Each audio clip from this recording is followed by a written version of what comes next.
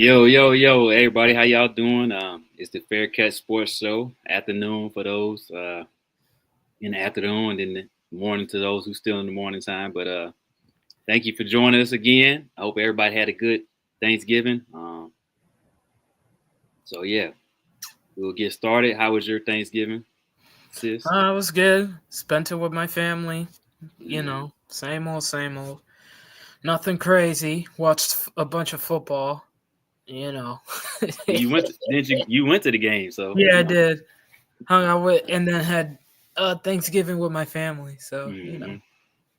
yeah, that was a experience. What that game? What? You talking about the game? Yeah, that Yeah, was so funny. I'm not even finna pretend, bro. Like when I tell you I left the stadium laughing at Matt Eberflus. yeah. Well, that was his last ever. Bro, dog, Yeah. talk about laughing at that man, bro. Like, We won't see him. We won't see him no more. So hey, it is what it big is. bad man is gone. The boogeyman is gone. Yeah, he's gone. Dog, what? Wow. You can't even make that up, bro. I'm not even finna pretend. What you saw, like what everyone saw, whether you were at the game or watched it from home, what everyone saw transpire in them last 30 seconds of the game. Like Hmm. you had to be sitting there like, what did I just watch, right? Hmm. Like I kid you not. Like, dude, like, you're just thinking in your head, like, there's no way he survives this. Like, there's no way he Yeah. survives this. Yeah. No, There there was was no just way. no way. Like, you literally, mind you, you had a timeout, right? You had a timeout. Hmm. Obviously, you could see the offense wasn't ready. Like, they were struggling, right? Yep. So call a timeout. Get them set. Hmm. Have them throw a out of bounds play, or if you felt like too much time was wasted, trot your field goal unit out there, Hmm. right? Yep. But instead, you just let the clock dwindle and dwindle and dwindle. It got down to 6 seconds. You run a play that wasn't even supposed to happen, and Yep. then you don't even take accountability for that. You said, "No, I thought what we did was good." Right. Like what? Everybody named Mama said that was Like terrible. that was terrible, bro. Like everybody was like, bro, like what was that? Like Hmm. you could hear the national guys. They're like, there's no way I would have done that. Like I would have called a timeout because that's what you're supposed to do. Call a timeout. Like you Yep. had timeouts. I don't understand why that is was the actually yeah I can because it was Matt Eberflus, right? He was finding new creative ways to lose these football games, right? Hmm. Yep. Like Absolutely. this was just another way to lose a game you should have won. Like this was just it was just crazy. Hmm. I'm just like, what would their record be if Eberflus wasn't costing them all these games, right? You think about it, like what would it be? Because you probably should have beat Green Bay, right? Hmm. Yep. Should have beat Minnesota, Yep. and you should have been beaten Detroit. That's 3 W's right there, Hmm. Hmm. right? That's just this So year. That's yeah, just this that's year. just this year. So you're talking at most, like you're talking at least 7-5, Yep. right? You're talking at least 7-5. Like, like you're not like it's just crazy that if that is what transpired on Thursday. Like, there's just no excuse for that. Like, Hmm. if I'm like, bro, I could have done that for millions of dollars. Oh yeah, let me just burn like 30 seconds off the clock Right. and let them just go out there and run a play. Like that was just it was just absurd. Like you fought hard to climb all the way back in the game that Detroit was giving you, by the way, because Detroit didn't play their best football, right? They did They not. were giving you the game and you choked the game yourself. Like even the like I watched the TV broadcast, even the announcers are like, what just happened? Yeah. Like Everybody was call the like, "What happened?" timeout. Yeah. Everybody. Like everybody was like, "Oh no, he didn't call a timeout." No, he didn't. He didn't Nope. call a timeout. He didn't do any of that. And you're just sitting here like, there's no way you did that. Like it just was like it I don't know, bro. I'm with you, Justin. You're pressing select on your PS2 remote to call the timeout. Bro, I would have called that sucker timeout in Madden. I'd be like, okay, 30 seconds left. I got about a 58-yarder. Let me get about 5 more extra yards. Call my timeout, and I'm trotting out Cairo. Like, this was just, bro, I don't understand. I just don't get it. Like, thanks, Ray. But yeah, appreciate that, Ray. Yeah, it just, I don't know, man. Like, I'm glad that buffoon is gone, that baboon. Mm-hmm. Like, bro, if I had to see his face another week, I probably would have not watched the game. I'm so serious when I say that. If I would have had to see that baboon for another week, I wasn't watching. I'm so serious. I'm not even kidding you. I'd have been like, nah, dog. No. Mm-mm. Like, and the fact that Jalen Johnson went off on Matt Eberflus, applaud. Mm-hmm. Like, bro, like somebody had to do it. Glad it was Jalen Johnson. Because I'm just sitting there like, dude, like, you can't sell this to the fans. You can't anymore. You couldn't sell it to the players, clearly. They going off on Eberflus like that, and they should. Mm-hmm. Yep. Right? You couldn't sell it to them. So if you can't sell it to the players, you know you can't sell it to the fans. Mm-hmm. You know you can't sell it to them. No, I wouldn't. Hey, if they'd have kept him, I wasn't watching no more games. I wouldn't watch. I'm so serious. I wasn't gonna watch another game until he got fired. We'd have been on this joint talking about college football. I wouldn't. Right, man, for real. No. Like, because I wasn't gonna be doing that. I'm like, I'm not wasting my Sundays watching this baboon lose us a game week after week after week. Right? Yep. I would take it if they were games, you know, like we were just in it the whole way and we just didn't have the talent enough to get over the hump. Mm-hmm. But we had the talent, and they're games we should have won. Yep. So, like, you had no excuse to lose those games, especially the one against Green Bay. That was just, bro.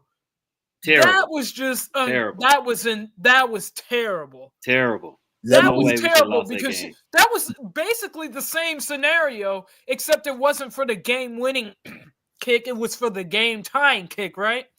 To go to overtime. Essentially, you have about 30 seconds. They're out there scrambling. They don't know what to do, right? Except that time he actually did call a timeout or whatever against Green Bay, and he put his field goal unit out there. But you take off about 30 seconds of the clock, and you're like, dude, like, you didn't run another play? You just let the clock run and said, you know what, skip it? I trust Cairo from that distance? Oh, okay, great. I mean, fine, but it got blocked. Now, the example I want to use for this, the Bucks-Panthers game last night, right? Or yesterday. The Bucks had to get about 30, so they had to get about 30 yards, right? So they get pretty close. It's about 4th and I think 13 or whatever. I mean 3rd and 13 or whatever, right? They could have easily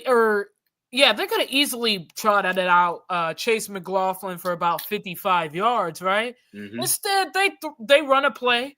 They pick up about 4 to 5 yards and move them about 5 inches closer for the game-tying field goal that took them to overtime. I said, y'all see that cushion that the Bucks gave Chase McLaughlin? Mm-hmm. Instead of just saying, you know what, let him just kick it from 55?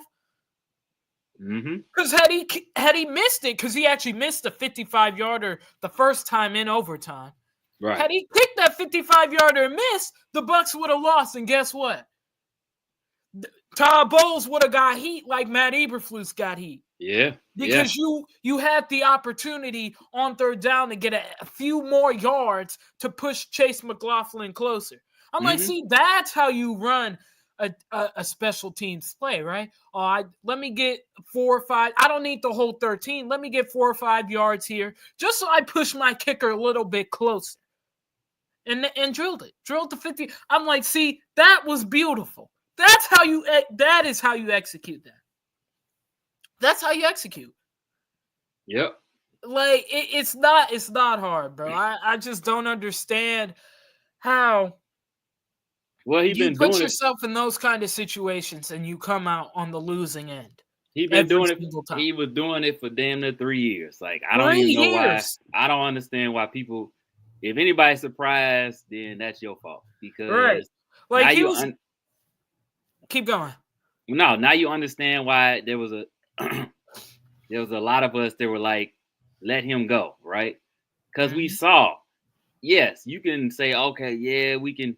The quarterback can solve it. Well, I guess y'all were wrong on that because he didn't. So we told y'all, get a different guy in here. You know why? Because some of us saw that the dude cannot coach that good. Right. And that was So my whole thing was like, I'm like, okay, cool. Like, we finna start over at quarterback. Great. Let's bring in a guy with Caleb. What did they do? They brought back that baboon. yeah, they brought back him. And here's the thing: it's like, And they let him pick the OC. I right. don't know how on earth Shane Waldron got picked over Thomas Brown. I don't like to this day. I don't know. Well, well, to be fair, Shane Waldron he had good credit. He did. Like we not gonna act like he didn't have I good didn't credit. say he didn't have good credit. So, But it's a night and day but difference when they talk at the podium. no, it is. But I will say this. This is what I'll say. Because I'm not saying Shane did a good job when he's here. I'm saying the guy that just got fired is probably the reason why he wasn't as successful as he was at his previous stop, right? Because we saw that Matt Eberflus held the team back in a lot of ways.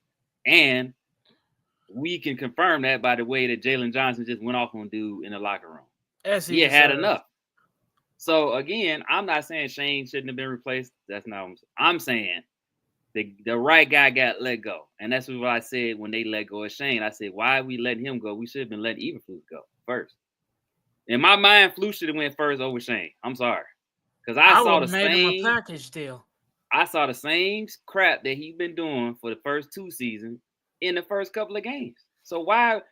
So Shane been here. He was here what 5 games, and they let him go? 9 or whatever it was. But 9. then you got this dude who been here 2 seasons, but you still want to keep him, and you see the same type of stuff. Like I didn't like how they scapegoated Shane Waldron. Okay, fine. And Thomas Brown has been a great. He's been a great play caller so far. So I'm good. I'm happy for him and his opportunity. So hey, good on that. But again, Ryan Poles, you had a chance to let go of this mug. Go ahead. I was gonna say that actually. I'm glad you brought that up because now I'm starting to see that like, and don't get me wrong, I would never defend George McCaskey in my life. That dude is a bum. He's a clown. All right? Get that out the way. But the fact that these reports are like, well, Poles wanted to fire him after the Patriots game, but McCaskey would have let him, but blah, blah, blah. I'm like, who brought him back to begin with? Because Kevin Warren wanted that man fired. Mm-hmm. So, look, George McCaskey's a lot of things and deserves blame in this. Yes, he does. But at the end of the day, Ryan Poles deserves blame in this too. He brought Matt Eberflus back. Mm-hmm. When Kevin Warren was like, nah, I wouldn't bring him back. No, I don't think he should come back. So what did y'all let him have? But you know what? Kevin Warren said, you know what? Fine, I'll step back. I'll let you have control of this. Blah, blah, blah. And why do you think now that Kevin Warren is going to be more involved in this? Because he tried to give him rope. He tried to give Poles rope. Poles, he got a little too lax, a little too nonchalant. Kevin Warren's like, yo, okay, you know what? I'm obviously going to have to hold your hand, walk you through this, right? Because you can't be trusted by yourself. So this is why Kevin Warren's going to get a say in this next coaching hire. This is why all decisions now will go to Kevin Warren. Because you blew your chances. If you're Ryan Poles, you blew your chances. You could even see the body language in the press conference. He knows he's in the doghouse, bro. He knows it. You taking everything I was about to say. I'm gonna let you go ahead, Isaiah, because you taking everything out. What I was about to say next. But go ahead, Isaiah. Go ahead. Then I think he was uncomfortable, but I think another part of him probably feels uncomfortable because he had to let go Eberflus because of all of those things that he said Eberflus was. And now you got to sit there with that guilt and fire him because all of those qualities, when they sat down and asked you the question of Courtney Cronin asked you the question of keeping Eberflus, and you sat there and added all of those comments about how much of a leader man that he was, how much of, you know, when you said that when a ship gets bad, you know, he's not going to jump off the ship, all that other stuff. And then we mix that on top of that with Kevin Warren overriding this head coach search, that as well. So, I mean, it's his fault. No, I'm glad you said that because I was about to ask y'all, how did y'all feel? So I feel the same way. His body language is like, damn. Now daddy got to hold my hand now. Yep. You know what I'm saying? It's like, okay, daddy gave me the opportunity to do what I need to do. I mess it up. Now I can't do what I want to do. So again, Kevin Warren allowed him to be the leader. Okay, this the road you want to go down? Fine. Okay, just understand it comes with consequences. And remember I said that back in the spring. Y'all remember that, right? I said this. And I kept saying it, and everybody act like I was special. Like, yeah, I know what I'm talking about. I told y'all. And then how many times I told y'all in private, like, it's damning to me that Kevin Warren hasn't said a word since before the damn draft. He hasn't said a word until that stadium press conference, and then he just said just now. So he told y'all how he felt. Kevin Warren knew. I mean, he should have, Marche, but they tried. Here's the thing with the Bears. George put his foot in his mouth in Kevin Warren's press conference by saying, Ryan's in charge of all football, blah, blah, blah. Yeah. He should have never said that. He should have said, hey, Kevin's here. We needed a guy to like kind of, you know, we needed this position filled. We haven't had it, whatever. He should have never said nothing about everything goes to Ryan. Y'all should have kept that in-house. If that's how it was going to go, you should have never told us. Right. Then you got people believing that. And then again, if you hear something so long, you start to believe yourself, right? So Ryan Post keeps hearing the same thing from the media, from the fans, from George. He started believing his own. He started sniffing himself. Yep. He started smelling himself. So when Kevin Warren, who has been in front offices, for those who keep acting like this dude ain't been in NFL for 40 years, he's been around front offices. He's been around plenty of GMs, all the other stuff. He knows when the market's finna putting their foot in their mouth and when they not. And that's exactly what he tried to allow, in my view. He tried to allow Ryan he tried to help him. Like, hey, man, I don't think you should do this. Now, okay, if you want to get this quarterback, you need to let the guy go. You need to let Flus go. You need to get another guy in here. He like, nah, I'm going to keep him in here. Okay, fine. And he let him ride. He let it ride this whole time. He probably said some stuff behind the scenes, and you said it, and other people said they heard people yelling and stuff. Yeah, but he never let it get public, though, until it came out that Kevin Warren wanted him gone, wanted Flus gone in the offseason. Okay, so now that's why Ryan Poles looks uncomfortable, like Zay said, because you messed up. Now you got to deal with it. And for those who ain't listening, if you listen, he said, so it's funny because if you ain't listen hard enough, you would have just thought, like, oh, Ryan's still going to make the decision. No, he ain't. Nope. No. Because what he said was, oh, yeah, Ryan, he still got the power to make the decision. But then he doubled back and said, well, it's got to line up with what we determined was best for the organization going forward. So what he just told y'all is, oh, Ryan can say, hey, let's say he says he wants Ben Johnson. If Kevin Warren don't agree with that, he going to be like, nope, we got to get somebody else. So again, yeah, he got the power so if they got three guys and he picks one, Kevin Warren got to say yeah or nay. So he don't have all the power again. So don't be fooled thinking that's what no. Right. So then let him go to Kevin Warren's side and be like, hey, could this happen? And Kevin Warren be like, nope. Nope. Kevin Warren's gonna have a lot more say in this time around, and that's what needs to be done right now. Obviously. You gotta also remember too, Kevin Warren probably had to do a whole lot of talking to George and the family to get them to even sign off on letting Eberflus go. Because as you heard from people, George was like, he wasn't trying to let it go. Now, was it Thursday night? They was ready to can his ass. But George woke up the next morning like, I don't know yet. They had to talk George into it. So who you think did the talking? Kevin Warren. Kevin Warren. You know what I'm saying? So again, you ain't Ryan Poles did to himself, man. You had all the autonomy. You had all right. The you power, had all the autonomy, bro. And you made some questionable decisions that because now lead to where we at. Let's be real. That's how it really should be. It's like the GM should be able to run the team, right? And the president works on like the stadium stuff and like the revenue and all that, right? That's how it should go. But because Ryan Poles can't be trusted right now at this particular moment, Kevin Warren has to step in and kind of be like a co-GM in a sense, micromanager. Right? He got micromanage. Right, like he got to be like, all right, you know what? You have to come to me. I have to approve this, that, and the third. Like that's just adding more to Kevin Warren's plate. But it's what has to be done right now because of the situation that transpired, which was keeping Matt Eberflus and allowing Matt Eberflus to bring in Shane Waldron, go through all these coaches. Because he went through what, like 8 coaches? 8. Like he went through 8 coaches. So like because of all of this, Kevin Warren doesn't really have a choice right now. Now I think will Poles get more trust over time and start getting more and more freedom over time? Yeah, if he could prove like, okay, this is a good choice, right? Oh, this is a good choice, right? I think he'll start getting that freedom back. But for now, nah. They have to do this together because at the end of the day, Kevin Warren knows this is about winning championships, right? This is about doing what's best for the Chicago Bears. And if that's him having to help engineer this coaching search, that's what he's going to do, right? So how do y'all – I'm sorry, go ahead. So that's what's going to happen. So how do y'all feel about like some Bears fans mad at Kevin Warren? Did y'all see that? I didn't see a lot of it yesterday, but I saw bits and pieces. Mad at Kevin Warren for what? Because some people saying he ain't really done nothing and all this other stuff. Like that's because he stepped back. Done.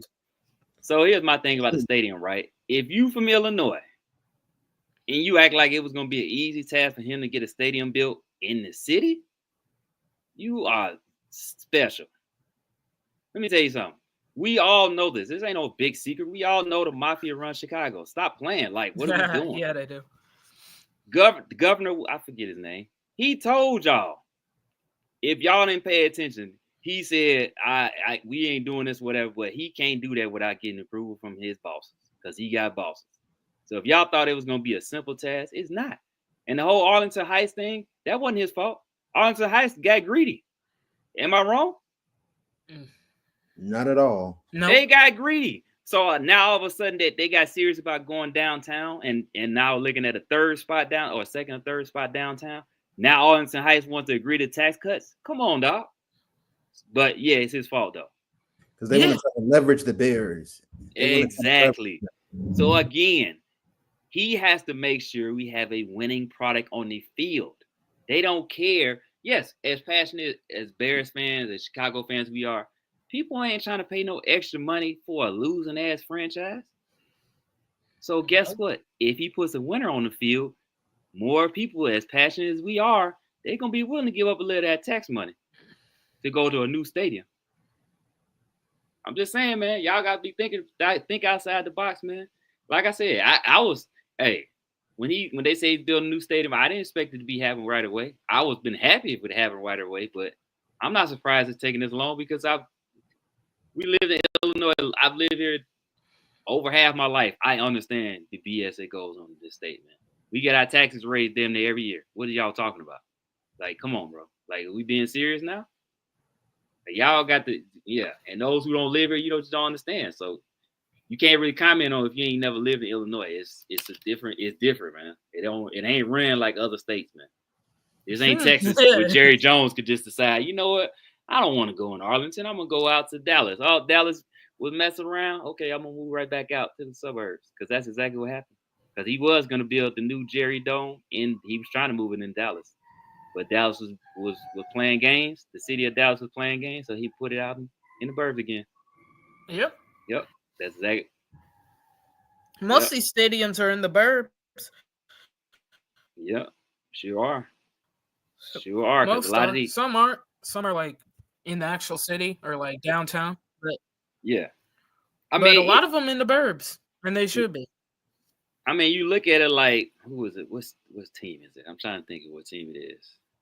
I think it's the 76ers. The 76ers, I think, trying to get a new stadium, and Philly, the city of Philadelphia, like, nah, you ain't putting it here because they wanted to put it in Chinatown or something like that. They like, no, So they're like, all right, no worries, we'll go to Jersey then.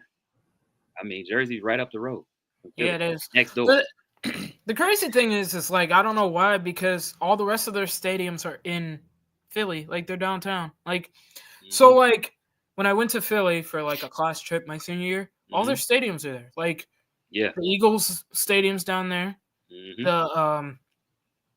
The Phillies are like right next to them, and then like across the street is where the Flyers and the Sixers play. So, well, the problem was they wanted to do it in Chinatown because that's the only place that really has land right now.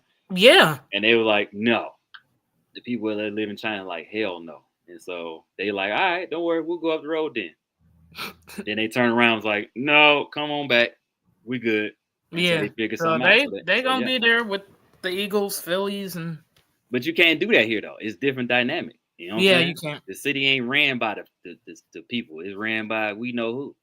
So it's different. It ain't as easy. I said. You don't think if it was that easy, Jerry Reinsdorf would have had that stadium built for the White Sox by now? If you think it's that easy, come on. Shoot, that sucker needs to move it to Nashville. Yeah, he might end up. White Sox don't deserve to be in Chicago. Yeah, that's a whole nother story. That's a whole nother episode for that though. Yeah, man. But but how y'all feeling about Thomas Brown? He talks a big game. Like, I mean, those are just words though, right? Like, this will be his first game as a head coach. Can he get a win out of it? We'll have to see, right? So, I like what he's done as an OC. I don't hate it. I like that he said he's just going to leave the defense to Eric Washington. He's not even really going to get involved in that, and that's how it should be. Yeah, I like that. I like that a lot. He does have a ring, but I'm just saying, like, this is like his first, like, him being in charge. Like, he was an assistant, so, that's kind of different. But, like, this is him, like, in charge for once. I want to see how it goes, I'm one of those people's talk is cheap, I want to see the results on the field. So I want to see how he does. I want to see him get a crack at this thing and see if he can get some wins out of it, right? Like, there's 5 games left? See how many wins he can get, I think if he can win a certain amount of games, I think you should definitely consider him as a head coaching candidate, right? So, I'm not picky, right? But I do think that if he can beat Green Bay and that's the only game we win the rest of the season, that's good enough for me.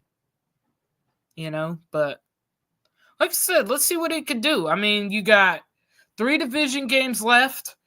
And you got 2 NFC West teams left. So, which means you've got the Niners this weekend or next weekend, whichever one you want to call it.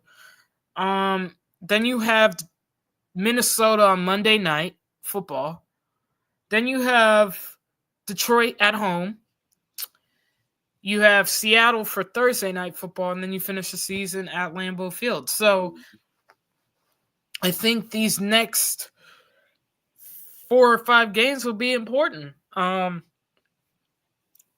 see what direction the Bears are going to go in terms of their future for next season and for Thomas Brown as well. So I'm just excited to see how it all shakes out in the end. I'm just like I've had with the whole thing about Caleb in this season. I just want to see how it goes, see how the development goes. If Caleb can continue on the right path, right? So as long as he keeps doing what he's doing and you get a win or 2, maybe 3 out of it, then good. Then I'm satisfied. So how you feel about it, Zay? Yeah, I want to see them. I want to see them win a couple of games. I definitely want to see them try to win this game because this game is really, really winnable. I mean, crazy that we even talking about a winnable game against the 49ers. But yeah, I want to see them win. I want to continue to see the guys on the defensive side get better. The one thing I do like to hear is the fact that he is not trying to control things on the defensive side of the ball. He's trying to focus on the offense and focus on making sure the guys are ready, focusing on his side of the ball. And I like to hear that. But I also like to hear that he's also giving the defensive coordinator his rope to allow him to do his job on the defensive side of the ball. Mm-hmm. So I do like to hear that. And then I say just let the chips fall where they land. I mean, I don't know if he's going to be the head coach.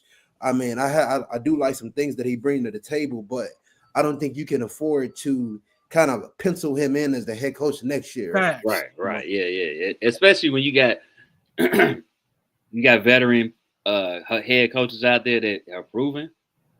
And ain't no slight to Thomas Brown. Trust me, I like the fact that he looked like us, and I like the fact that at least you tweeted about how many of us, in these prime positions. But it's like, well, I don't know, man, because if you got him, if it's between him, Mike Vrabel, and who else is Ben Johnson. Ben Johnson. I'm taking Mike Vrabel. That's just me. Me too. Me too. I really like him because for A, he's got experience, and B, he's a no-nonsense guy, right? Like, he commands respect the minute he walks in a room. Like, he's not like, bro, he gives what you put in, he gives right back out. Mm-hmm. So if you give 100%, he'll give you 100%, and vice versa. It's funny. But he's a no-nonsense kind of guy. Go ahead. Yes. No, I was just gonna say it's funny because I got literally people telling me, arguing with me, telling me, "Oh, it should be Ben Johnson." I'm looking like, are y'all serious? It needs to be Vrabel. I can't stress how much of an easy decision this must be. And like, I get people going at me, telling me, like, "Oh, it's all about Caleb." Yes, it is all about Caleb, but at the same point in time, these guys need a leader. They need somebody in there that they feel uncomfortable with. Right. And I don't know if I'm getting that with Ben Johnson. Everybody can talk about how he goes out there and calls plays, but I also did see the game and realized, oh shucks, they could have actually put that game away had he just run the ball under the center like you were doing successfully, and you were getting 8 yards a pop from Jahmyr Gibbs, 11 yards a pop from Jahmyr Gibbs. Right, exactly. Hey, people hated that Jahmyr Gibbs pick, but look at how that looked out. He literally runs the ball out of pistol, and maybe it's just me overreacting, but he runs the ball out of pistol when he's been killing the Bears in shot under center, getting 11 yards with Gibbs. Like, what sense do that make? It's just like I told Elise when I messaged her, because we was talking about this yesterday. I said, I don't want another offensive guru, because guess what? At the end of the day, most offensive gurus are gonna forget about the rest of the damn team, and they're gonna call plays just like Ben Johnson does, and Dan Campbell has to reel his ass in a lot of the times. Like, I don't want that dude here because you didn't show me right now that Dan Campbell, if he wasn't there, this man be going rogue. Like, I'm not saying he's not good at calling plays, but I can imagine you as the head coach. Like, come on, dog. I'm good. Right. Like, and what would his staff look like? Like, what's his philosophy and things like that, right? Like, and this isn't even a slight at Ben Johnson. Like, no, it's not. It's just like, and take it from me, right? Like, I think Ben Johnson's nice, right? He's a good OC. But like, that's the thing. Like, he's a good OC. I've never seen him as a head coach. Like, who's to say that he's just gonna like come in and be that? You know what I'm saying? Like, that's like I've seen Marcus Freeman's name being floated around. That's like if we just bring Marcus Freeman in here, who has no NFL experience, none whatsoever, and just make him the head coach of this team. Yeah, we didn't saw how Marcus Freeman do. Like, and I respect Marcus Freeman, right? Yeah. Like, I respect him, even though I don't care for Notre Dame at all. I respect him, but like, the dude has no NFL experience at all, like none. Like, he hasn't even been a coordinator. At least Ben Johnson's been a coordinator, but this man's never even sniffed the NFL. Never even sniffed it, and he's like, barely been bad. Why would I hire this man as my head coach. Every other year that dude When- do decent. He do good. When Like, the expectations for this team is bigger than what Marcus Freeman might even be ready for, right? If Marcus Freeman is going to enter the NFL, in my opinion, he should be entering a team where he's either a coordinator or a rebuilding team. Yep, I agree with Right? that. Like if he's going to be a head coach, he needs to be on a rebuilding team. Rebuild team, yep. I'm not gonna lie. And not a team looking for playoff aspirations, right? It just don't do that. I'm not gonna lie. The only two coaches I'm like, yeah, and this is really just what should I say here? This is really kind of just like a flyer, like something like somebody that we can just look after. The only coaches in the college I'm taking a look at is the coach from Minnesota. I forgot his name. I like the coach of Minnesota. I also like Dan Lanning. You said what? Dan Lanning. I like Dan Lanning. Oregon. Yes, I do. Mm-hmm. Yeah, I like him too. Yeah, I like him. I'm sorry. Lanning? I take him over Ben I don't Johnson. I'm sorry. I don't know if he leaves though. So it seems like he's getting top recruits. So I don't know if that means he's leaving or not. Yeah. No, he's good. I like his energy. I like no nonsense. PJ Fleck. You know what I'm saying? But I'm PJ pretty Fleck. sure I like you're him. thinking of PJ Fleck for Minnesota. And he's Like- decent, man. I don't know if it's my problem with him is he don't never have no quarterback. So I don't know if it's him or what. Like, why you can't never get a quarterback? But see, that's the difference. So PJ Fleck actually worked in the NFL. See the difference there. He worked as a wide receivers coach with the Bucks in 2012. Okay, well, that makes So sense. he has some experience in the NFL. So I wouldn't hate that either necessarily. No, I wouldn't. No, I like that's a good name. Yeah, it's just too many other guys that I just like. Yeah, Ben Johnson, yeah, he the new hot thing, but I'm sorry. He just ain't it for me, man. He don't, not at all. I just don't. Like I feel like people fall in love with Detroit as the whole instead of like because it's not just one person. I feel like like with Detroit, right? They got laughed at for taking someone like Jahmyr Gibbs, right? That offense doesn't work without Jahmyr Gibbs and Monty together, right? Yeah. Like that offense doesn't work without the offensive line that they have, right? Exactly. Like there's so many things that factor into what makes the Lions who they are, right? Mm-hmm. I feel like people don't understand that aspect of it, right? Like People didn't like the Jack Campbell pick, and that ended up being like really good for them, especially now this season with all the linebacker injuries they have. Mm-hmm.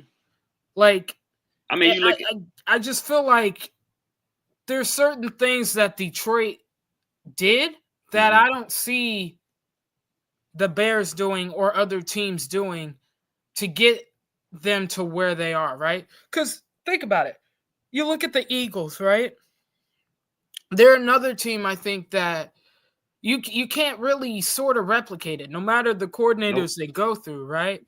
Like, Kellen Moore couldn't fit with the Cowboys or the Chargers, but he's fitting just fine in Philadelphia with Jalen Hurts. Mm-hmm. You know what I'm saying? Like, and that's not even a slight at Kellen Moore because I actually like Kellen Moore. I think he's decent, right? Mm-hmm.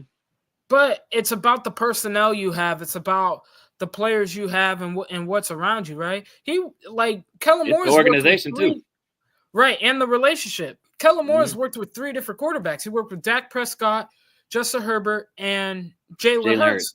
And it seems to be the best one that's been good for his system has been Jalen Hurts, right? I think it's but a philosophy too. They also have Saquon Barkley, so that helps. Well, then and if you look at it, right? So something that the Eagles that came out, it was last week or this week. The Eagles' offensive line went to Nick Sirianni. He's like, "Hey, dog, we don't want to be throwing the ball all over the place. We want to run the ball." Right? They want to run the ball. And they ain't say Kellen ain't doing it. They said, "Nick, what the hell, man?" Right. We want to run. So again, if the head coach is saying do X, Y, and Z, how do you hold the coordinator responsible when he's just doing what the head coach tells him to do? It's kind of like I'm sure Kellen Moore did what what's my man that used to be the Chargers head coach? Staley. The dude with the Bears. I'm sure, it was Staley. I'm sure he probably like, let's just throw the ball with Justin. He's got a phenomenal arm, blah, blah, blah. You know what I'm saying? So again, Kellen Moore is held to that standard, just like he was in Dallas. We want to showcase the quarterback. He gets to Philly. I'm sure he probably wanted to run the ball because he knows Saquon is the engine of that and Jalen Hurts is good with his legs. Right. But then Nick like, nah, let's throw the ball. Nope. The offensive line was like, no, run the ball. And guess what? The offensive line, they held up their end of the bargain, and now you see. Now Kellen Moore it's one of the best in the league, right? Like, look at it. Like, that line is like perfection. You don't think what's his name? John Harbaugh didn't go to Monken and say, hey, look, we got Derrick Henry, we are running the ball. Yeah, exactly. Bro, they be having to beg that man to run the football. Like, dude, you got Derrick Henry. Freaking run the football. I don't understand. Run the damn Run football, the football. Like I feel like this is not rocket science, though. I feel like look at what Indy's done these past 2 weeks. Mm-hmm. They win games when they run the football. Run Jonathan Taylor. Run Anthony Richardson. This is not hard. Run the ball, man. Run the ball. Like, run the ball. How do you the words of Richard Sherman? Yes, Green Bay put it on what's it called?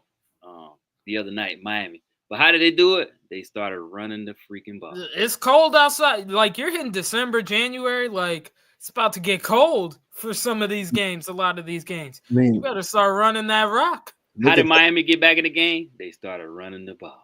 Look like the only like What you think about it, the only crazy passing games you've gotten was the one Sunday against the Bengals and Steelers. Like the teams combined put up like 900 yards. And what the Steelers do? Like they still ran the football though. Ran the ball. They still ran the football. Look at Russell for like 450 yards though, vintage Russ. Which let that man on a heater. Look at Bucky Irvin. I mean, Bucky Irvin, bro, 3 picks after Tory Taylor. Just BTW. He had 3 picks after Tory Taylor. 3 Bucky picks Irvin after. Went crazy. Brody. Went crazy, man. Could have definitely used them. Definitely could have used them. Oh my goodness. Oh my goodness. I don't understand.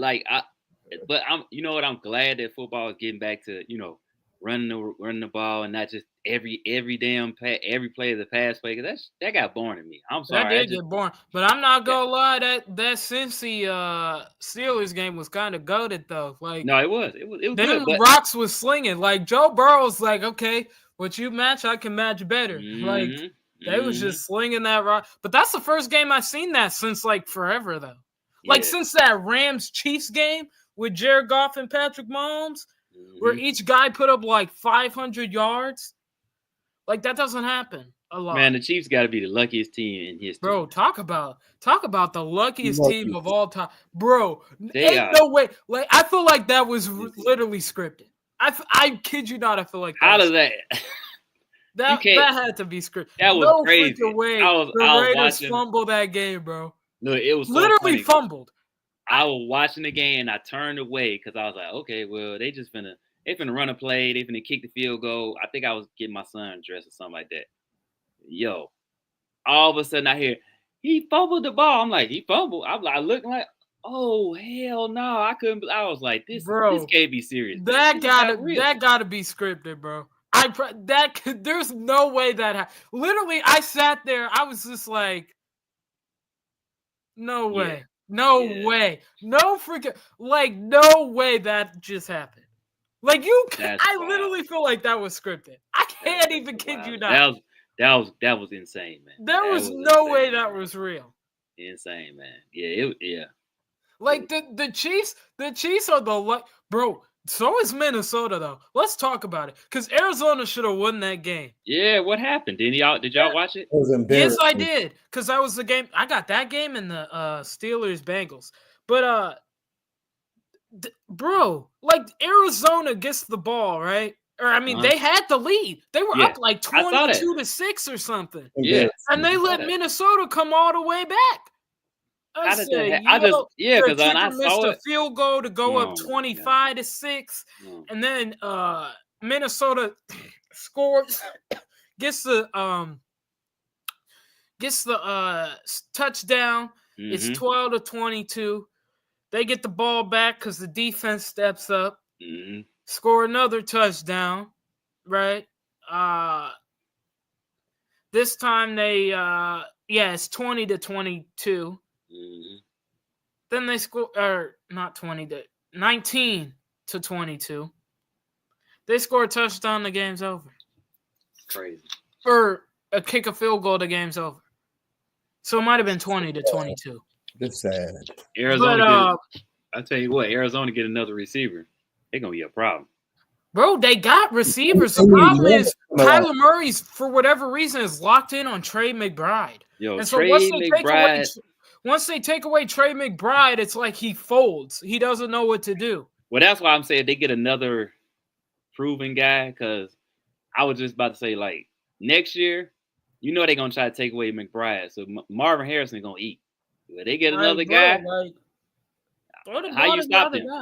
How do you stop them? With James Conner running, how do you stop them? Like, how you stop them? If you ain't got no. And then Murray threw he had 2 picks yesterday. The amount of pick sixes yesterday. It was a pick six party yesterday. It was. Aaron Rodgers had a pick six. Russell Wilson had a pick six. Tyler Murray. Someone else had a pick six yesterday. Quinnen Williams got to be the happiest. Bro, that dude's America. 300 pounds.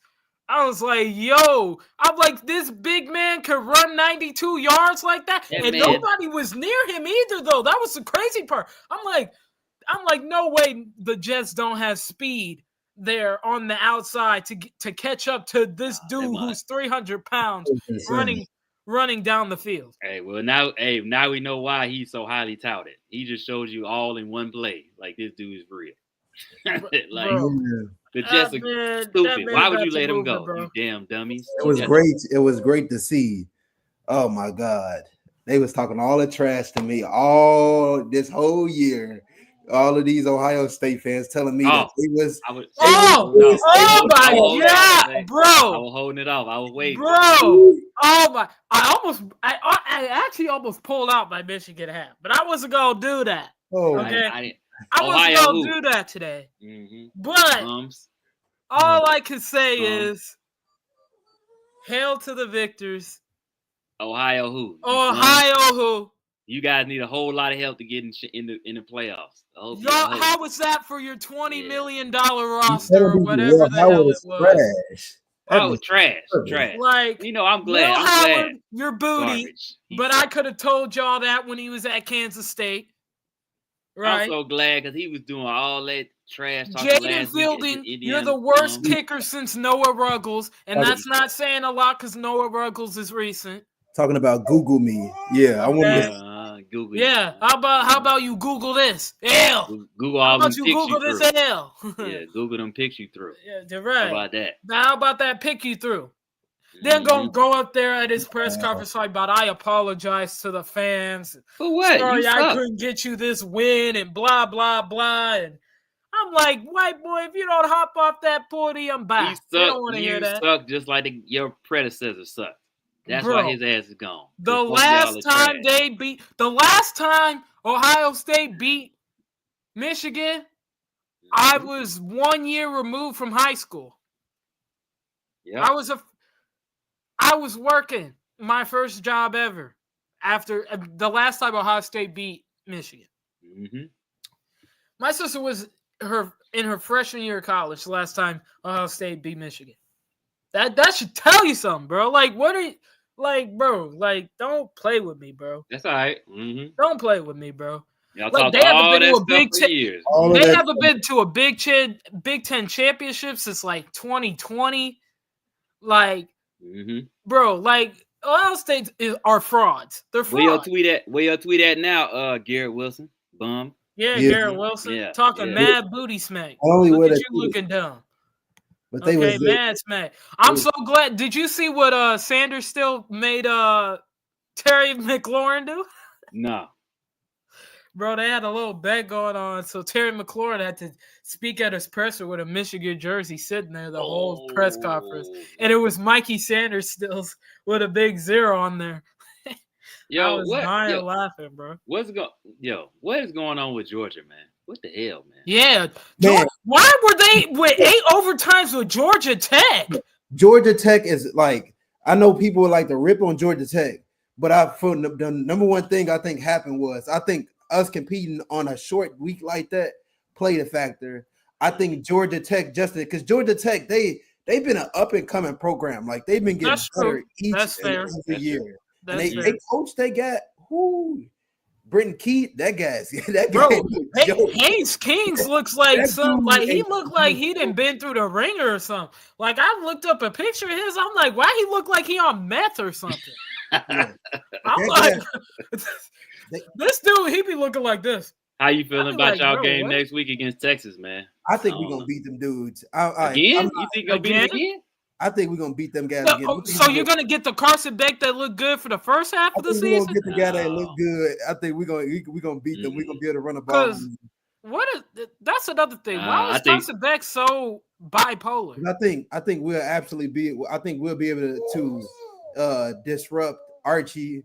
I'm actually more afraid of Ewers than I am of Archie because I feel like Ewers, he's ready as a passer. And I feel like he can actually some throws in that game. It was Ewers a key to game. He'll throw the game.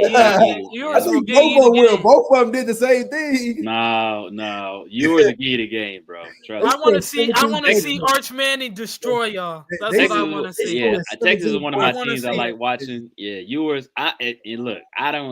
I've liked watching Texas for years now, but I don't even watch him now because I don't like Ewers. I hate watching him, man. He drives me crazy. I can't stand watching that. Yeah, Ewers. That's because Ewers is like erratic, right? Yes, Ewers. Like one day Ewers will be like pinpoint accurate, and then the next week he's making boneheaded play after boneheaded play after bonehead. Like it's like he's so inconsistent. It's so like this. We had Archie making boneheaded plays too. Well, Archie's a freshman. What's Quinn Ewers' excuse? That's what I am saying. They both look bad up against us. Yeah, but see, here's the difference though. They brought Arch in. Well, they brought Arch in too late. They let Ewers stand there too long, and by the time you bring Arch in, Arch is trying to be Superman. You know, It's like, oh, it's easy now. We know what to do. We're gonna disrupt you. Our defense is still the truth. We're gonna do all kind of stuff to disguise everything. So Arch he was struggling, right? But it had brought him in earlier when Ewers was really struggling. Instead of trying to ride it out and hope he figured it out, then it probably would have been different. But you waited too long. Then you played in the Georgia's hand, like, oh, you bring him in now? Oh, don't worry about it. We already ready. We good. So I think we got them because we play our best games when other teams Vegas when they bet against us. Nope. I'm not Carson Beck. No, I'm not. They're not gonna. I don't think they're gonna put him in any positions. Hey, Isaiah, we should bring in Carson Beck to back up Caleb. Hell no. No, man. I think he'll do it just enough to win. Isaiah, Carson Beck 2025. Beck and Williams 2025. I think. He already like benching. He got the tattoos. No. I think the first game. I don't think we used all of our players as best of our ability the first game. I think now that our Texas didn't play good. But Texas didn't play their best game, so I'm just saying. They had everybody. It was like there was no excuse why they. No, but they didn't play their best game. They didn't play their best game.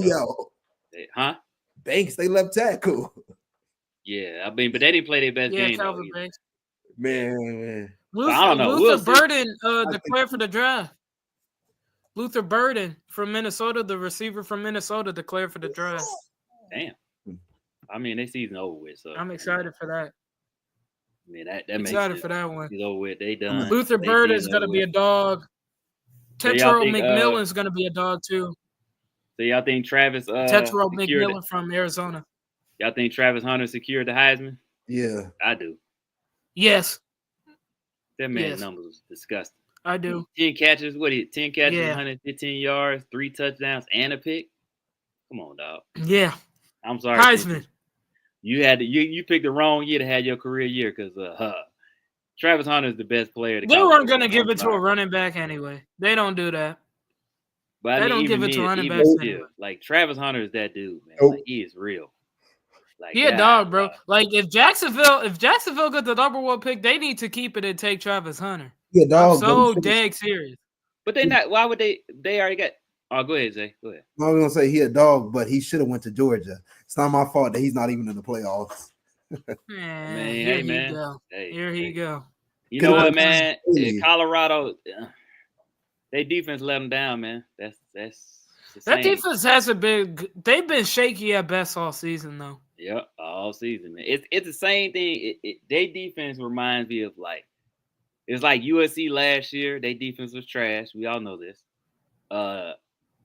And Miami's defense is trash. Like Miami. Bro, I was telling my mom that I was like, the problem with Miami, and this is what is going to cost them in the playoffs. Their defense is atrocious. Garbage. It's atrocious. Like your offense can put up points, but your defense can't stop a nosebleed. Miami can beat anybody in the country right now. Yep. Anybody with their offense. There's nobody stopping them. Period. Nope. But their defense is atrocious. Man, it's so bad. Yeah. It's like, dude, you can't stop a nosebleed. Them dudes are horrible. Man. That's why they're gonna lose first round in the playoffs. They're not even in the playoffs. Their head coach from Syracuse used to be a head coach from Georgia. I mean, he used to be a coach from Georgia. So that coach from Syracuse is pretty good. Kyle McCord got the last laugh on Ohio State fans as he deserved. Yeah, he got the last laugh. Where is Miami sitting at? Because I know the rankings came out. Yeah, they're not in the playoffs. They're still in it. I think they're 8 or 9, 10, I think. Last time I checked, they got kicked out. Let me see. The rankings came out. So Oregon, Texas, Penn State, Notre Dame, Georgia, Tennessee, Ohio State, SMU, Indiana, Boise State, Alabama, Arizona State, South Carolina, Miami, Ole Miss, Iowa State, BYU, Clemson, UNLV, Colorado, Illinois, Missouri, Syracuse, Army, and Memphis. So is Alabama in the playoffs? Don't know yet. That the show is tomorrow. If they get in the playoffs, it's a. I mean, by this ranking, by the polls ranking, yes, but they have a selection show for a reason, so we'll see. But where's Tennessee at? Tennessee is 6. If they put Alabama in the playoffs, the committee that is just stupid to me. That is just really stupid. It looks like they're gonna try because Alabama in this AP is ranked 11. They are. That's so embarrassing. Alabama gonna get in, man. I hate to say it. They gonna put them in, and they don't deserve it. They gonna get in, man. I hate to say it. I told you, bro. I told you they gonna try every way they can to put Alabama in the playoffs. To put Alabama in, bro. Yeah, you know they're gonna try every and mind you, Alabama's got three L's. They'd be the only 3-loss team to be in the playoffs. That's embarrassing. They're gonna try their damnedest to put them in. They'll probably put them in first before they put in Arizona State. I would even throw Clemson. And Arizona State is more deserving. Yep. That's just crazy. If you're gonna put in a 3-loss team, my opinion, the 3-loss team I would put in is South Carolina. Mm-hmm. Because of the wins they've gotten over the last 3 weeks. I mean, shit, you can put Colorado in there. On Miami. Yeah. Like, why would you? Come on. Miami's got 2 losses. Let me tell you something right now. You put Colorado in there, losses. some people in trouble. I'll tell you that right now. And I said this. The problem with, and this is what I was saying to Steve-O, like, I get it. They defense ain't ready. They not. But you got to have 2 to 3 good corners to even have a chance against them. Mm-hmm. That was the thing with Kansas that people that failed to realize. Kansas got 2 elite corners, 2 of them. So they're gonna be NFL bound too. They took what's his name completely out of the game. Shepard. He was completely out of the game. That man ain't do nothing. He got like 1 or 2 catches and that was it.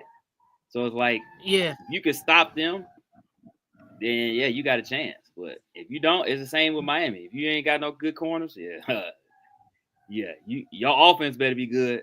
I'm telling you that right now to hang with them, because if not, your ass can get blown out the building. Straight up. They dropped Ohio State 5 spots. As they should. They just should've lost dropped. to Michigan. They should be below. In my opinion, they should be. They should be below Lower. SMU. They should be That's below good. SMU, in my opinion. Good. I don't want that. I don't want to have to go to Columbus and play Ohio State. I want them to have to come to us. Good. But I mean, they ain't even in Big Ten championship. It don't matter. Bro, they're really gonna find a way to put. They're really gonna find a way to put Bama in, bro. I'm gonna be sick. I'm gonna be put sick. Bama and Ohio State in just to leave some bro, other teams. I'm gonna be sick. They gonna find a way, an Mm-hmm. excuse to put Bama in, bro. I'm sick. And they barely even beat Bama Auburn. don't deserve to be in, bro. They don't. Oh my god, don't. they gonna find a way to put Bama. They gonna find a way to put them in, man. They gonna find a way, man. They gonna find a way. I promise, bro. They're gonna find a way to put Bama in the playoffs. Kalen DeBoer is goofy. You said who? See. I'm about to see who they. Yeah, No, they coach now. He sucks. Yeah, they should have got Cincinnati. You know the excuse they're gonna use? They beat Georgia. That's the excuse they're The gonna use. only how they beat us is because we hadn't ran into anybody. No, I'm just saying. That's the excuse they're gonna use as to why Bama's in the playoffs. Yeah.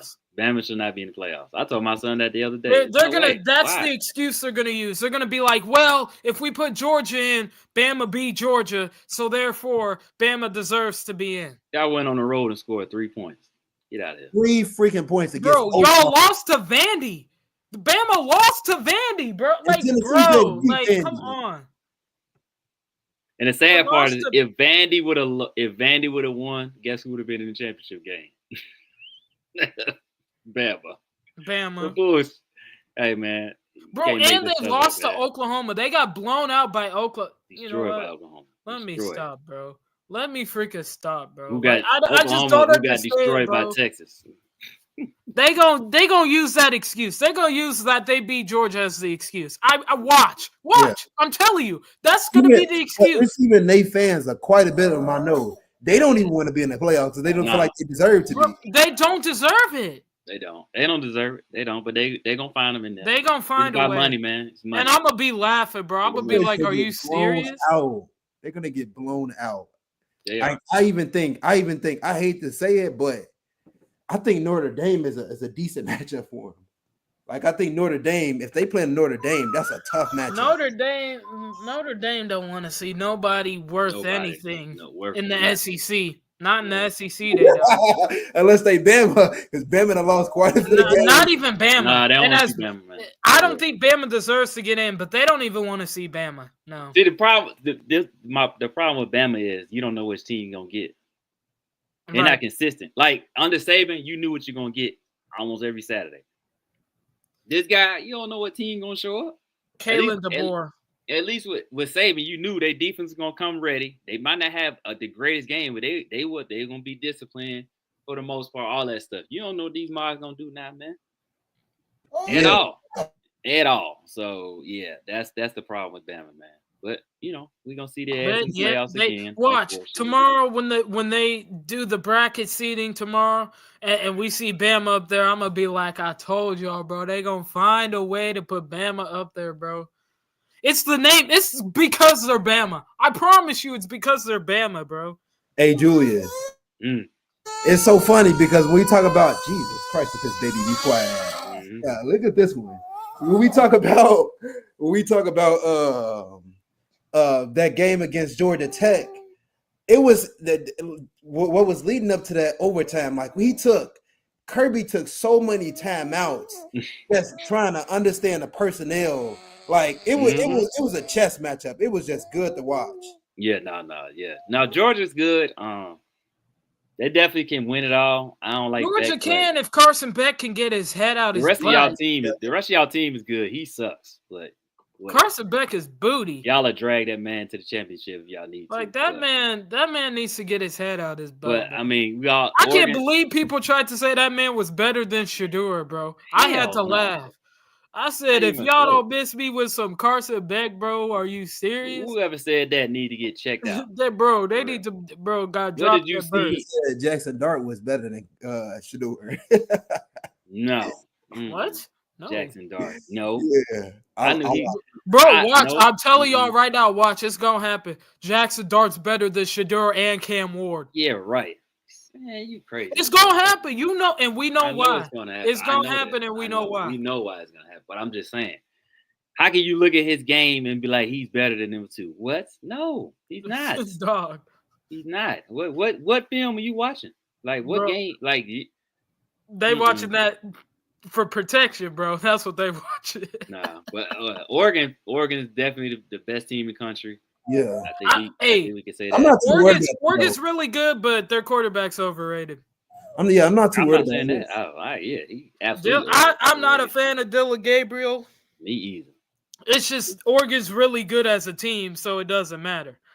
Let me tell you something. Only team I'm really focused on and that I feel like that can truly beat us is a quarterback that is really mobile. And I will give it to Archie. Mm-hmm. Like the mobile quarterbacks that can move around and pass. That's what I'm worried about. I'm not really too worried about Dylan Gabriel. I'm not really worried about him that much. Yeah, them statuesque quarterbacks are them going away, man. Dark horse for me. I like Arizona State a lot. I like their team a lot. I got a chance to watch them this weekend. I don't know. We'll see. They're a dark horse for me. I'm not gonna lie. Or SMU. SMU's been good too. Mm-hmm. Yeah. Mm-hmm. The center from Cincinnati. I like watching him. I don't know if Boise got a chance because they quarterback he's ass. So yeah, no. Mm-hmm. Like they'll get in because of like their record and they'll probably win their conference championship. But out of all the teams that are like you wouldn't expect, like SMU and Arizona State, I'd take those two over Boise State for sure. Boise, their quarterback sucks. Yeah, Maddox Madsen. He's no good at all. He's not good. Nope. But bro, like, shoot, it's not. If there's any strength in this draft, is defense, like defensive ends, defensive line, corners, safety. Like it's not an offensive like heavy draft this year, not in my opinion. Yeah, you have some studs on the offensive side, but really this is defensive heavy for me. There's a lot of defensive players that you could leave in the draft and you're going to be very happy. Yeah, and I really do like, I keep saying it, I really do like that center from Cincinnati. That dude, man. Is he a senior? I don't know what grade he is. I think he's a junior, but man, he is a force. Like, I just love watching him. I don't watch a lot of Cincinnati, so like, I'll he's have to so look, good. But... That's all right. He's the best center in the class. That's all right. We're going to see Mason Graham called in the first round. Yeah. Yeah. That's we will. That should be the Bears pick, honestly. That man is disgusting. Yeah. That man is disgusting. Bears should take him. I'm actually low-key not even capping. I'm so serious. Like, yeah, y'all ain't seen Mason Graham play. He's a dog. Just watch him. He's a dog, bro. Like, he is nasty. Like, he don't. Gavin Gerhardt. He's not like gonna get all the sacks, but he's a all around football player. Bro, Mason Graham to the Bears. I'm so serious. I might actually start pushing for that. I'm not even. If he comes to the Bears on that D line, oh my god, bro, I might. I'm so serious. I might push that. Mason Graham, bro. Yeah. I literally see this man split a double team, drag down a running back and a guard, and put him down with him. I was like, what the heck? You saw that at Ohio State? Ohio State driving, and all of a sudden this dude just said, it's in the middle. And hey, it's the trenches though. If I'm the Bears, trenches. I'm focusing on the trenches in the draft. All trenches, bro. It's not sexy or whatever, but trenches. Defensive line and offensive line. I'm heavy in the trenches. You need people. So Mason Graham, cornerstone. Mason Graham, yes, please, bro. Yes. Sure. Him or Kelvin Banks or Will Campbell or whoever offensive or defensive lineman you're looking at. But it better be in the trenches. Yeah. Somebody. Like, I don't care if it's defense or offense, as long as it's the trenches. Yeah. As long as it's the trenches. We gotta get some good. We gotta get somebody good, man. We can't. Like if Mason Graham is there, and let's say hypothetically Will Campbell and Kelvin Banks are gone, Wouldn't hate it. Would not hate it. Like him next to Gervon. I'm telling you. Hello. Like him next to Gervon Dexter would be Nasty. insane. I'm not even joking. That's what I'm saying. So you have a 4-man rotation. You have Graham, Pickens, Gervon, and Billings. Like that's nasty. That is nasty, bro. Them are some big dudes, man. Right there with Graham on the passing down. Oh my goodness. That's what I'm saying. Bro. Like, bro. Yeah, you could put Pickens out there. Like you could swap Pickens and Dexter or however you want to do it. Like you could switch them. You can put them. It don't matter. Bro, you could do so much. Graham with that D line would be nasty, bro. They played Dexter at edge a couple plays. Yo. Hey, they said he could play edge. They said he could play edge though. You could do that and put Mason Graham with Billings. Both are run stuffers, bro. That would be nasty, bro. Well, you know what? They could do that because then they can move. If they wanted to, they can move Walker inside next year. You know the crazy part about it is I don't think he gonna end up going high because I think too many of these freaking GMs too worried about getting edge rushers. Man, that ain't the name of the game, people. You better start getting guys interior. Well, you got to now because now the running game's coming back. Right, you ain't got no guys interior. Man, you gonna like that's why I said this is a good defensive line class. Like the trenches, defensive wise, yes, bro. Maybe it's just me, but when I was watching that Ohio State Michigan game, I'm like, they didn't call Caleb Downs' name so many times. Like, where is your linebacker? Where your linebackers in your line? Like, why is he the one making the tackles all the time? Bro, where's your linebacker? Ohio State's defensive line was getting bullied. They was getting bullied by the trenches by Michigan's offensive line, and that offensive line is subpar. Like, bro, if Caleb Downs got to make all these tackles, your offensive line, your defensive line and linebackers are trash. Because there's no way the safety should be coming down every single time. Like, okay, throughout the game, you may hear his name, but like, here you look at Baltimore. You didn't hear Kyle Hamilton's name all night like you heard Caleb Downs. Like, what? That don't even happen. That's stupid. Like, bro, like, where was Jack Sawyer at? Getting upset that the flag was being planted, but you weren't upset on the field to do something about it. Yeah, Jack Sawyer. Afterwards. Boys are soft, man. I'm sick. Soft. Soft. Starting with a soft ass coach. He's soft. For real, soft. And he's just sitting back looking at all the chaos and saying, JT Tuamala, where were you at? Nowhere. You was talking a big game too. Where the heck you been at? You know the funny part. I was gonna say, talking about I came back because we haven't beaten the team up north, and I want the gold pants and blah blah blah, whatever hell chain they give them. Mm-hmm. Well, you ain't get one. How about that?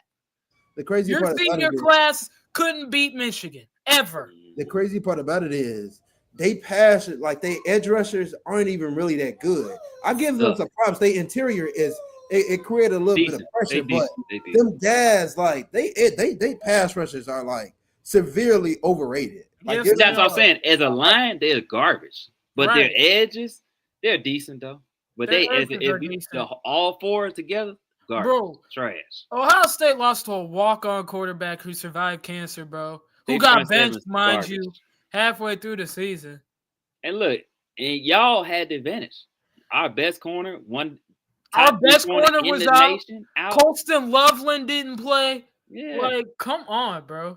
Like Jeremiah Smith should have went for 200 yards. I mean, for real. We put them clamps on his ass too. Well, show did, bro. Where was Travion Henderson at? I ain't hear his name too much.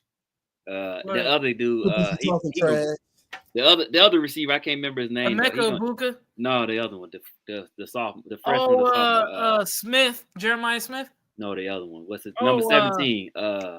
I know you're talking about. I can't think of his name. I know you're talking about. He's from Chicago. Yeah. I met his aunt. He's from Chicago. I know you talking Cornell Tate. I met his aunt. I can see why he's getting good grades. She don't play at all. She don't. No. Julius, come on now. My parents don't play. No, my parents didn't play, bro. No, bro. Let me walk in the house with a C, bro. Yeah. Bro. She don't play at all. My mom didn't play that, bro. Mm-hmm. The only time I was ever allowed to get a C was economics. That was it. No, she's that was rough because I remember she was talking about it when it happened with his mom and stuff. And that was just some fluke stuff, man. She didn't even have nothing to do with it. She just Of course not. She's in the wrong place at the wrong time. Man, these streets is dangerous, bro. Killed, man. Like these streets is dangerous. That's why I don't go out if I don't have to. These streets is dangerous. But yeah, she won't and like he was struggling too, but she told his ass, "You gonna go get your goddamn education." You getting that degree, bro. Yep. Bro. So that's why I wish they would have gave her a shout out. Like, I feel that my person would the same way, bro. I'm not even kidding you, bro. Like, Cornell Tate, that's him. Let me walk in the house with a C, bro. In a class, my parents know I could get an A in, bro. I was in trouble, bro. This year is my last year. I'm just gonna get my bachelor's degree, and then I'm done with this stuff. Not true, bro. No, I got. Some people don't know. Some people don't even understand, bro. Like my parents did not play that, bro. Did not like. Yeah, nah. But yeah, man, it's a good show like always, y'all. You know what I'm saying? We, get to talk football, man. We'll see. We'll see what the Bears do against the 49ers. It looks like Christian McCaffrey's going to be done. Trent Williams, too. Trent Williams might not play. His son. He lost his son, so we'll see. His newborn son. So we'll see what he does because, sometimes that's like, even though he's going through something, being on the field may take his mind away from it. That's definitely a tragedy. So we'll see what happens with Trent Williams.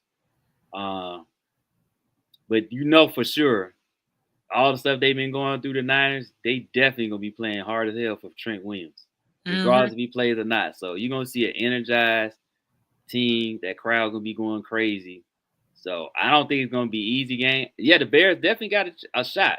But just the thing about the 49ers, we all know, if they go through a rough stretch, they're going to come around and go through a stretch. You can be like, they're going to look unbeatable, regardless of who's out there on the field. Because Kyle Shanahan, we all know, that man know how to call offensive game. So, so we'll see what happens, man.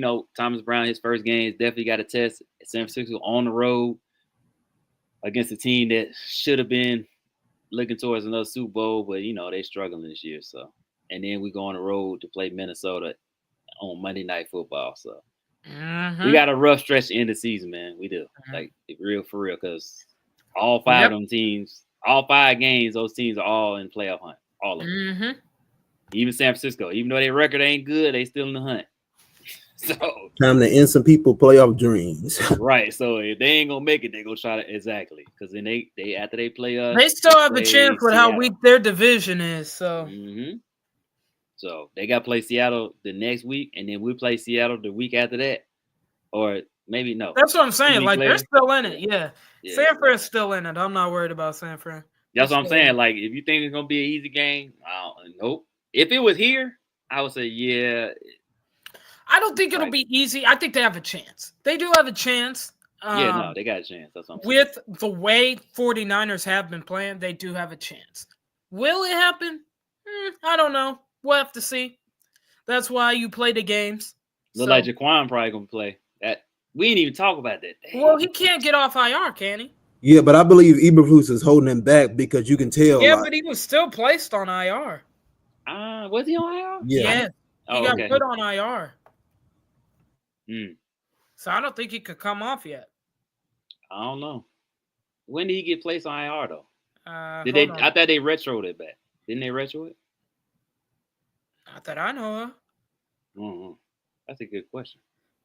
I don't think you could. He's been on IR for 2 weeks. Oh, he got 2 more weeks then. Yeah, he got 2 more weeks. Yeah, 2 more weeks. Yeah, well. That's what I'm saying. So he wouldn't be eligible to come back until the Seahawks game. Or the Detroit game. Detroit game, right? And then Seattle. Oh, Detroit, yeah. Detroit at home. Detroit at home, yeah. So that's so. Yeah, that's definitely wow. That his reaction. When you get put on IR, you have to miss 4 games. Yeah, but his reaction, like that's wild. That, and then it word come out that he really didn't like. If Flus held him back, I mean, okay, health wise, okay, if you had a good legitimate reason to hold him back health wise, fine. So you just held him out just because.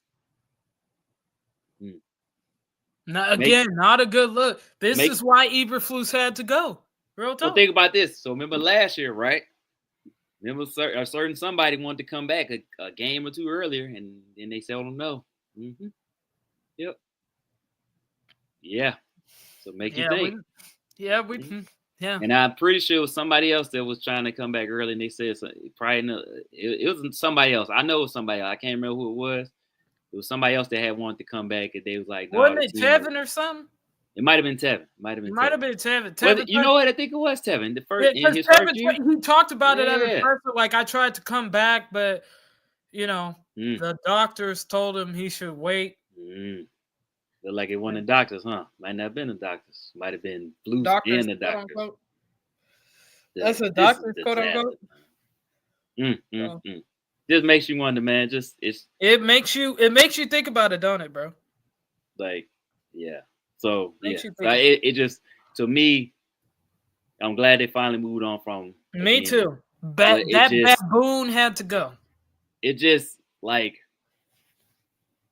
all the arguing that people did is like we should have just been all focused on get Flus the hell out of here. I mean, for real. We were too busy arguing about the wrong things. And Flus was letting the Chicago Bears burn down. He was letting that team just crash and burn. I'm like, we too busy yelling at DJ Moore. That Eberflus was costing us football games. Like, bro, I could care less about DJ Moore. What is Matt Eberflus doing? Why does man still got a job? Like, it was just wild. Yeah. It got me screaming. That's wild how that man. We were just too pressed about the wrong people, bro. When it was staring us right in the face for weeks. For weeks. Seasons, like 2 years. Man, it's just wild. Yeah, for years, but I'm just talking about even just this year. Like we too busy mad at DJ Moore all the time. Dude, Matt Eberflus is out here costing you football games right now. Why are you telling me about how you're mad at DJ Moore for walking out of bounds when you should be talking about the fact that Matt Eberflus didn't have his team prepared to play against the Cardinals? Mm-hmm. He just let the Cardinals walk right all over him. I think if we actually did like a deep dive, we would find a whole lot of stuff that we just glossed over just because. But just because we were too busy focused on the wrong things. Things, man. Like, it's probably like we really went back and watched. We probably would see a lot of the same things over the 3 seasons and be like, bro, what the hell did we not like? Why would we not? People weren't even really listening to Cole Kmet. This man was taking shots at Matt Eberflus this season if you were even paying attention. Like, you could tell he did not like Matt Eberflus. I'm like, y'all, Cole trying to tell us, bro. Cole is trying to tell us, and bro. We are not listening. Like, the team does a lot of similar things in similar situations. Is it really the players or is it the coach? Red flag number 1, the amount of team meetings this team was having every week. Yeah. That should have told you, like, bro, Matt Eberflus don't have this team. He doesn't have them. Why are they having team meetings every week? Oh, we had to have a leadership meeting and blah, blah, blah. Why? Why are you having those? The meeting was really productive, talking to the coaches. When you got to talk to the coaches, you know something's up, bro. You know this. Bro, and then when that Bajan stuff got leaked out and all that mess was coming out, bro, I was like, yo, we're too busy focused on the wrong thing. There's turmoil right now. Like, literally, the downfall was happening, and people were focused on things that they didn't need to be focused on. While literally the collapse was happening. Like, there were tea leaves happening week after week after week. And if you were paying attention, you're like, bro, a big firing's about to happen. Like, there's no way this man keeps his job. He's losing the team every week. Now people are pointing fingers at each other. The players are fed up. They're starting to talk. Mm-hmm. Like, it was just happening so quick that I feel like nobody was paying that close attention. The downfall was literally happening. And then I feel like the fact that the Bears played on national TV was the straw that broke the camel's back. Everybody saw it. You couldn't hide it, right? You're right. It was the first game. It's one thing to be local on Fox, right? Because not everybody gets that game unless you have YouTube TV or Red Zone. So not everybody gets that game on Fox. But when you're on like Thursday night, Monday night, Sunday night, or like Thanksgiving or whatever, everybody sees it. Everybody. Well, here's the thing. It was the first game, so before anybody even had a chance to eat any food, anything, everybody tuned in watching the game. Exactly. And you were the first game. Right. So you because just you're like, the first game, all eyes are on everybody's you. watching. Everybody is watching you. They getting ready to have dinner or whatever. Right. Like, so because everybody is watching you, everything's magnified by 10,000. Like that was the last thing you wanted to do was embarrass yourself on national TV. And what does Eberflus do? Embarrasses himself and the organization on national TV. That's why he got fired. Real talk. That's why he got fired. You couldn't, like, bro. The world saw it. The whole world saw it.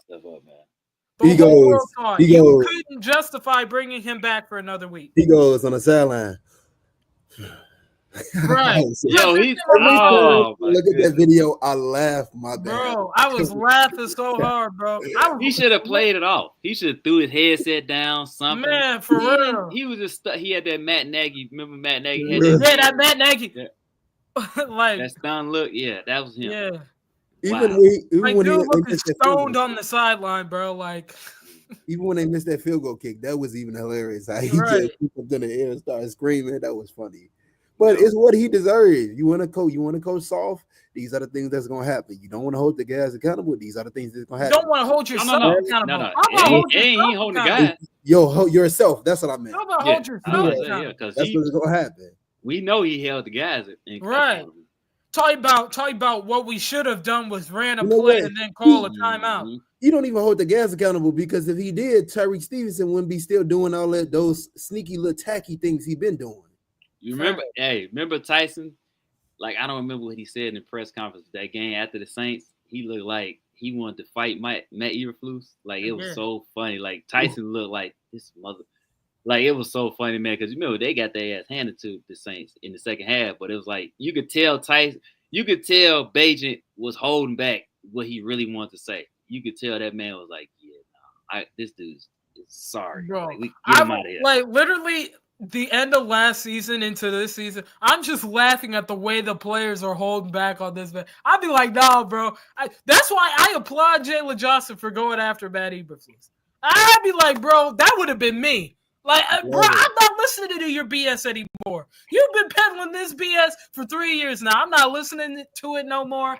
We could brawl. We could literally brawl because I'm one of the best corners in the league, yet I'm stuck on this sorry team because you make sorry decisions every single week that is costing us football games and it's costing me revenue and things like that and advertisement. Because Matt Eberflus was the one who was trying to hold Jalen accountable when he first got in there, and Jalen got better.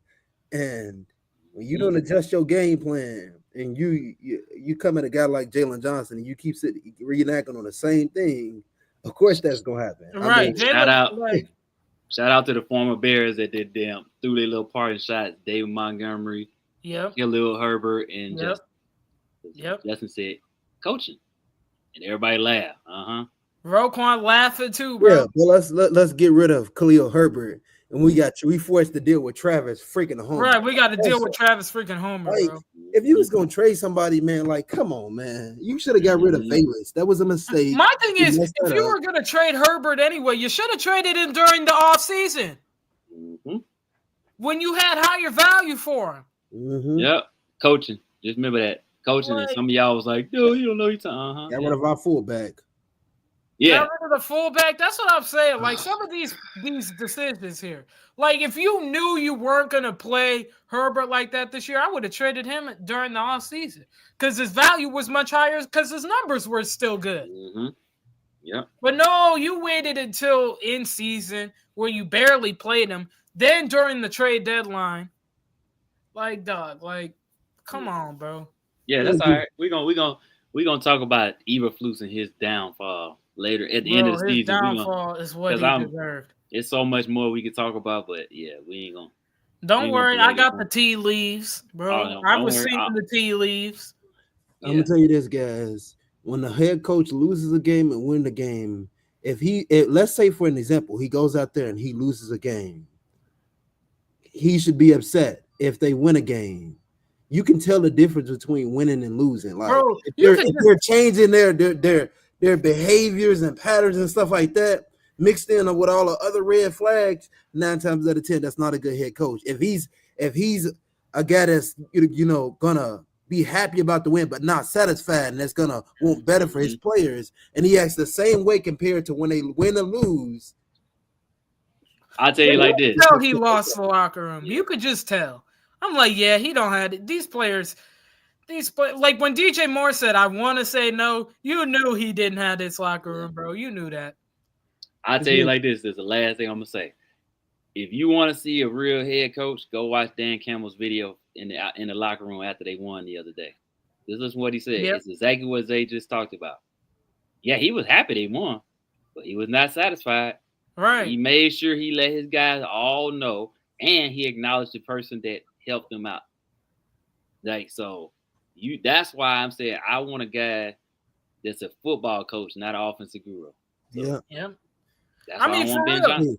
But he's been like that the past few weeks because he's like, look, this isn't our best ball. Yeah, we got the win, but we need to work on this, and this.